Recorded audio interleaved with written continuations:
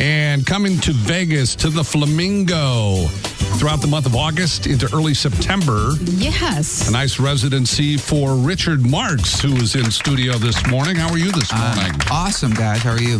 Look at the fact that you even are up this morning is amazing. Exactly. So. Man, we can't get anyone in here before 2, Richard. Are you kidding me?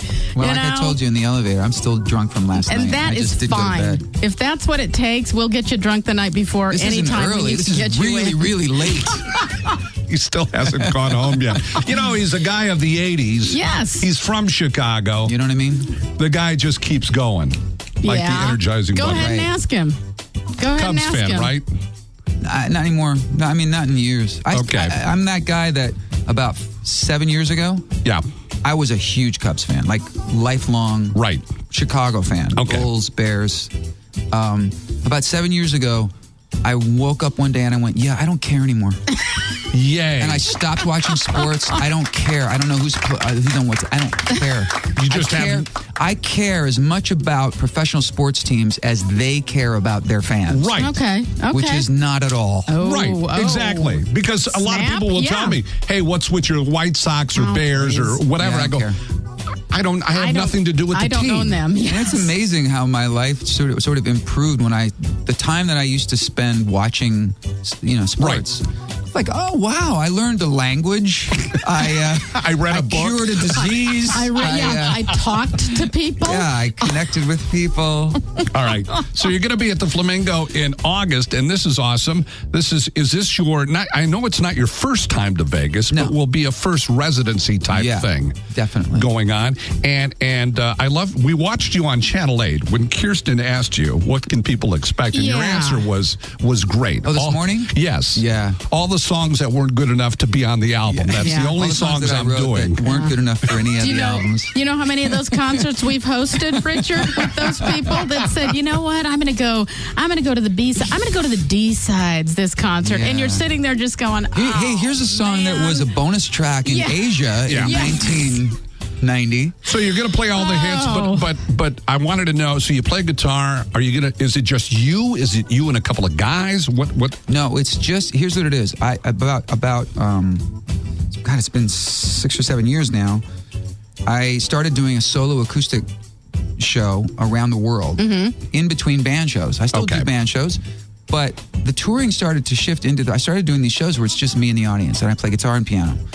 And I just kind of hang out like we are right now. The only difference is like I'll grab a guitar. It was like if you came over to my house and we were hanging out having drinks, and I'd go and you said, oh, I love that song you wrote for NSYNC. I'll go, really? Yeah, check this out. And I would play you the song, but I would say, so when I'm in the studio with these guys, and it's not one of those serious singer-songwriter shows where I talk about the muse and what my motive is. It's like, I don't want to see that show, let alone do that show. Yeah, we don't either. I was on Kilimanjaro. So boring. So it's just a hang. It's like a party with just me as the host, right? Good. But here in Vegas, probably half the show will also feature a gorgeous string quartet, both musically and physically. Awesome. 4 beautiful young ladies who also are killer classical musicians. Perfect. Wow. So. Richard, I want to know, and we're huge fans of Life in Pieces, and I know that our listeners are as well. How did that come about? I don't even want to call it a cameo because it was one of those things where you kind of had to back it up. It's like, that's Richard Marx. Yeah. What is he doing at the wedding? How did that come about? I'm really good friends with Jim Brolin. Okay. And it had nothing to do, he had no idea I was going to be on the show until a couple days before. So it had nothing to do with Jim. They had written this episode where they had a cocktail lounge scene. Right. And somebody said, oh, it'd be cool to have this Richard Marx song playing. And so they contacted my people. Right. To license 1 or 2 of my songs as a possible song to be played in the episode. And that happens pretty regularly. Yeah. So I said, yeah, I know that show. Plus, it's, they have to pay. And right. Sure, of it's a gig. Got to earn a living. Yeah, so I was like, well, what are they paying? Okay, great. Yeah, they can have that song for that. Sure.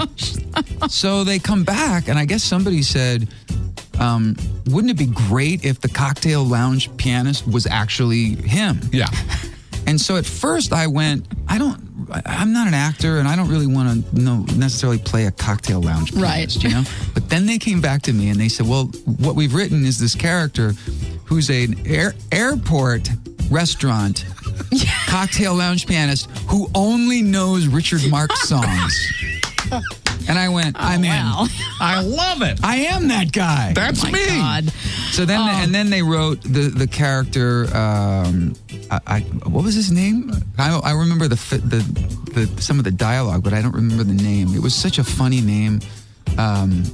Anyway, I had a great time with the cast. That's Became great. pals with Tommy Sadowski and.